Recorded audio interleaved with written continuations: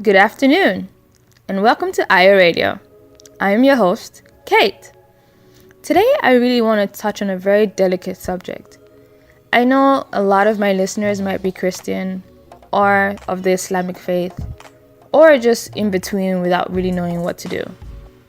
And I want to touch on this subject simply because I feel like it's a very subjective one. The subject, you ask? It's tithing. When did tithing become an issue? When did tithing become a subject that was so debated upon?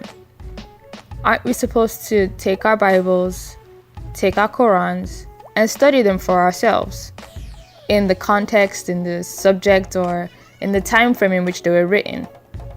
We cannot just solely rely on just the Bible. We have to understand the times in which it was written, for what culture, for what discipline. When did it become such an issue? At the end of the day, when you ask me, all I can say is, well, it's up to you, really. No one should have to tell you what to do with your own money. No one should have to tell you how to spend it. You make it, you spend it.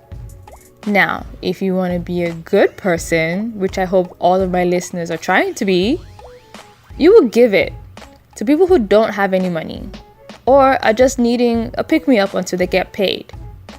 How about this? This is a suggestion. My mother and I, we developed this system years ago.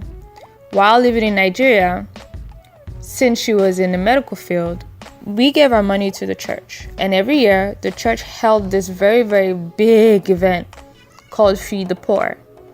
Now, what that was about was, it was about, I think, a 3-day weekend where a whole bunch of food was cooked. All medical personnel that could come and help out came. People from social services, lawyers, doctors, nurses, pharmacists, everybody. And what would happen is we would go under the bridge. I think it was 3rd Mainland Bridge or something. I can't really remember. I was young. And they would set out camp, literally like a very, very big camp. And they would hand out free food, free clothes, free toiletries, free stationery, and they would also check up on people who were sick, who had maybe sores, people who were suffering from fever or diseases or bacterial infections that maybe some simple antibiotics might help. And that was one of the main reasons why my mom tithed a lot and she gave a lot, simply because she knew that the money was being given back to the people, because our church at the time, we had a very, very great welfare department that wasn't just about evangelizing, but if you needed food or provisions and you weren't able to meet up that month, or maybe your check didn't come in because you weren't paid on time, they were able to help you out. You might not cover everything, but at least cover some part of it. And I think that's what also allowed people to come back and bind together as a community, with the church, because then they saw the work that they were doing. Unfortunately, these days, we don't really see the evidence of the tithing and the giving. All we see is that the pastor has bought a new car. The pastor's wife has a new bag, new shoes. The building still looks like crap. The road to the building is not built properly, so you're crawling through mud and potholes just to get to the church. You don't have proper AC, you don't have proper fans. The mics were good, but they haven't paid the band. Yet the pastor is asking for more money so he can travel to another man's country first class. I just don't get that. That sounds like misappropriation of funds to me. And that's really just sound like a corrupt politician. Don't you think so?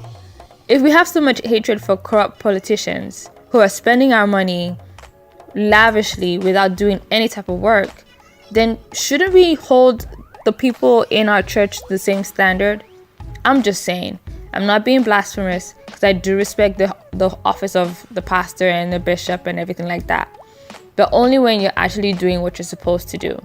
Because at the end of the day, the Bible does say, if you do not do what God has told you to do in the place in which you have done, with the sacrifice in which you are supposed to take on, then the curse will be upon your own head.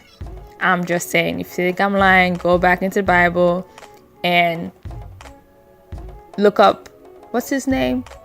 The one that Samuel was under. I can't remember. But look him up and see what happened to his sons. I'm just saying. But at the end of the day, it's really up to you what to do with your tithes. If you want to give it to the church, then go ahead and give it to the church. If you want to give it to some other people, then go ahead and give it to some other people. I know that once we moved to the States, it was very hard for us to give back to the church because we were no longer there. So instead, my mom used to save all her money for the year and send it back home to one of my aunties. And what she would do is she would buy provisions for all the widows and all the people that were around us that probably needed some pick-me-up or needed some provisions that they couldn't afford, and she would pay for it. That helped out a lot, I think. It might not have done so much, but at least it helped somebody out during the year. And it wasn't really much anyway.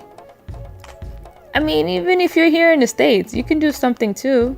How about if you see a homeless person, just give him whatever change you have. It doesn't take much out of you, does it? Giving is the part that you need to focus on, not the way that you give. Give it. If you have it, give it. If you don't, then that's okay as well.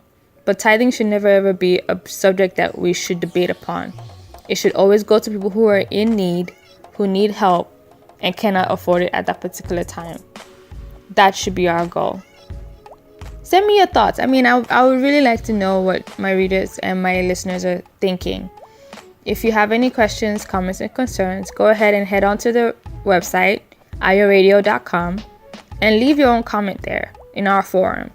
Until then, have a great day.